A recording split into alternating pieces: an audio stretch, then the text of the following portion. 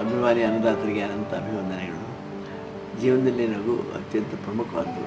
ಆ ನಗುವಿನಲ್ಲಿ ಸ್ವಲ್ಪ ಆರೋಗ್ಯಕರವಾದ ಹಾಸ್ಯ ಇದ್ದರೆ ಬಹಳ ಉತ್ತಮ ಅಂತ.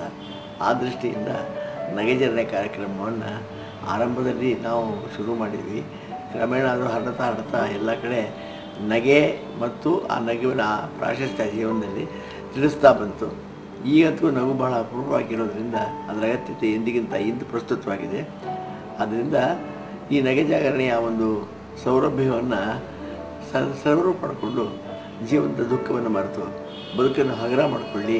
ಆ ದೃಷ್ಟಿಯಿಂದ ನಮ್ಮ ಈ ಒಂದು ಟ್ರೂಪ್ ಏನಿದೆ, ನಮ್ಮ ಉದಯ ಮತ್ತು ಟ್ರೂಪು, ಇವುಗಳ ಈ ದೃಷ್ಟಿಕೋನವನ್ನು ತಾವೆಲ್ಲ ಸಂತೋಷವಾಗಿ ಸ್ವೀಕರಿಸಿ ನಗನಗುತ್ತಾ ಇರಿ. ಒಂದು ಸಲ ನಕ್ಕರೆ ಮೈಯಿನ ನರನಾಡಿಗಳಿಗೆಲ್ಲ ಒಂದು ಎಕ್ಸಸೈಸ್ ಆದಾಗುತ್ತೆ ಅಂತ ಆರೋಗ್ಯ ಹೇಳುತ್ತೆ. ಆದ್ದರಿಂದ ನಗುತ್ತಾ ಇರಿ, ನೀವು ನಗಿಸಿ. ಈ ನಕ್ಕು ನಗೆಲೇಸು ಕಾಣ ಮುಕುತಿಮ್ಮ ಅಂತ DVG ಹೇಳಿದಾಗೆ ನಾವೆಲ್ಲ ನಗುತ್ತಾ ಇರೋಣ.